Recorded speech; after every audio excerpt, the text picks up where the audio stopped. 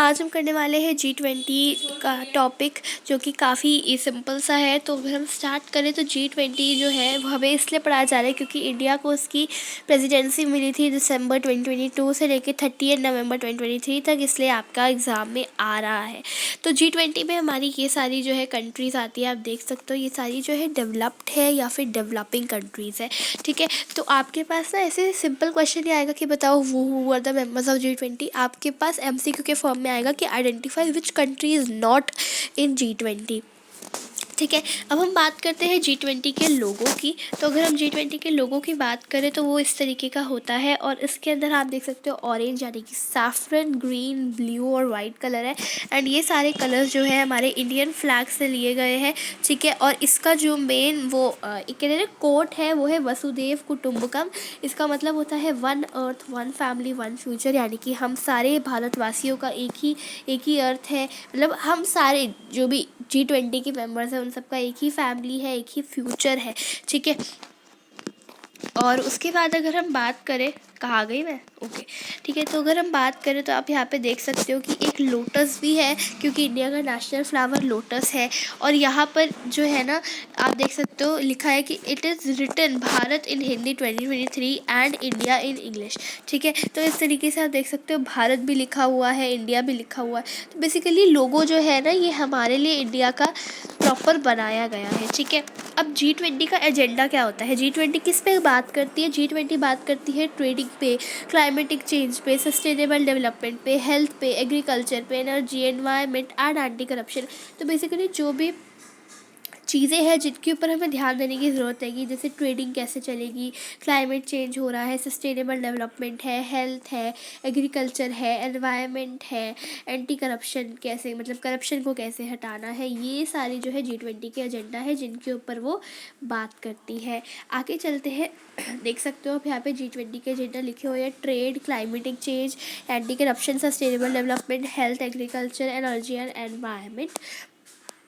ठीक है, तो बेसिकली जो G20 होती है उसके अंदर दो पैरेलल ट्रैक्स भी होते हैं। एक होता है फाइनेंस ट्रैक, होता है शेरपा ट्रैक। ठीक है, तो जो फाइनेंस मिनिस्टर और सेंट्रल बैंक गवर्नर होते हैं वो फाइनेंस ट्रैक को लीड करते हैं, और जो शेरपाज होते हैं वो शेरपा ट्रैक को फाइनेंस ट्रैक के बाद लीड करते हैं। ठीक है, तो एक शेरपा अब क्या होते हैं? शेरपा जो होता है वो रिप्रेजेंटेटिव होता है हेड ऑफ स्टेट या हेड ऑफ गवर्नमेंट का। ठीक है, जो कि एक इंटरनेशनल समिट बनाता है। ठीक है, अब जो नेम है वो एक शेरपा लोगों से आया है, जो कि एक नेपालीज एथनिक कम्युनिटी है। ठीक है, जो हिमालयस पे गाइड की तरह काम करती है।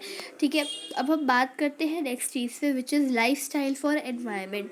तो G20 की वन ऑफ द थीम जो है वो यही है, लाइफ। ठीक है, तो लाइफ स्टाइल फॉर एनवायरनमेंट ये इसकी एक थीम है। बेसिकली G20 एम करती है for living in harmony with nature for sustainable living. तो क्या है कि आप हारमनी में शांति से जो है रह रहे हो नेचर में के साथ, नेचर को कोई हानि नहीं पहुंच रही और सस्टेनेबल लिविंग हो रही है। This is one of the agenda G20 का, which is life style for environment. ठीक है, अब हम बात करते हैं नेक्स्ट चीज़ की। प्राइम मिनिस्टर श्री नरेंद्र मोदी ने जो है कॉन्फ्रेंस ऑफ पार्टीज़ पे 2021 में जो है ये ग्लासगो किया था। एंड हम अवेयर भी है कि जो एनवायरमेंटल डिग्रेडेशन है वो हमारी लाइफ को क्या है अफेक्ट कर रहा है। वो अगर हम बात करें G20 के इनिशिएटिव्स और एक्टिविटीज़ की, तो G20 जो है वो ब्रिंग करता है together the world's major developed and developing economies. ठीक है, और उन्हें जो है रेडी करता है फॉर इंटरनेशनल इकोनॉमिक कॉरपोरेशन, की कैसे आप इंटरनेशनली जो है इकोनॉमिक कॉरपोरेशन कर सकते हो। ठीक है, तो गवर्नमेंट ऑफ इंडिया ने बहुत सारी एक्टिविटीज़ इनिशिएट करी है, इवेंट्स करे हैं। ठीक है, अपनी प्रेसिडेंसी के दौरान, जैसे कि उन्होंने पीपल्स G20 जो है क्या किया है, एक वो बनाया है, क्या कहते हैं, एलिमेंट बनाया है। ठीक है, citizen engagement and large scale public participation through various Jan Bhagidari activities are plan throughout the year. कि बहुत सारी जन भागीदारी यानी कि जो एक्टिविटीज़ जिनके अंदर लोग पार्टिसिपेट करेंगे, ऐसी बहुत सारी एक्टिविटीज़ भी बनाई गई है। इंडिया ने ओवर 200 मीटिंग्स जो है करी थी। ठीक है, इन over 50 cities and 32 different work streams. ठीक है, हॉर्नबिल फेस्टिवल जो है कोहिमा में दिसंबर 2022 में हुआ था, जब G20 की प्रेसिडेंसी इंडिया के पास थी, और उसने फिर G20 पे फोकस भी किया था। ठीक है। अब आगे चलते देख सकते हो आप यहाँ पे सब कंट्रीज एंड इंटरनेशनल ऑर्गेनाइजेशन जो कि हमारे में गेस्ट की तरह आई थी। तो guest Bangladesh, Egypt, Mauritius, Netherland, Nigeria, Oman, Singapore, Spain and ले, ये सारी जो है आई थी। तो अभी आप ऊपर देखोगे ना, ये देखो कहाँ गई, हाँ ऊपर देखोगे ना, तो ये सारी कंट्रीज जो आई थी ना, देख सकते हो आप, यहाँ पर नहीं है, यहाँ पर नहीं है वो कंट्रीज़।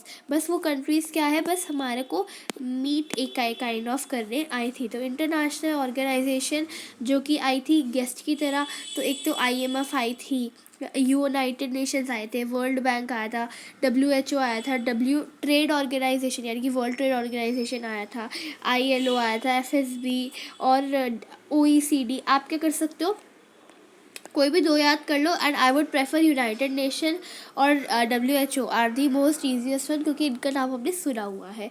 ठीक है, तो यहाँ पर बस आपको और कुछ नहीं करना है, बस इतना ही पढ़ना है। और यहाँ पे कुछ क्वेश्चंस है जो दिए हुए हैं कि how do you think India can benefit from its G20 presidency, what can India offer to G20 countries as its president, as a student write a letter to prime minister of India suggesting him an important idea, what would you suggest for a greener and cleaner environment. तो ये सारे जो question है ना, ये एक तरीके से कॉम्पिटेंसी बेस्ड क्वेश्चन आ जाते हैं। तो आप जो है इन्हें ज़रूर याद कर लेना। I hope so you understood this very goodly. Thanks for watching and bye bye.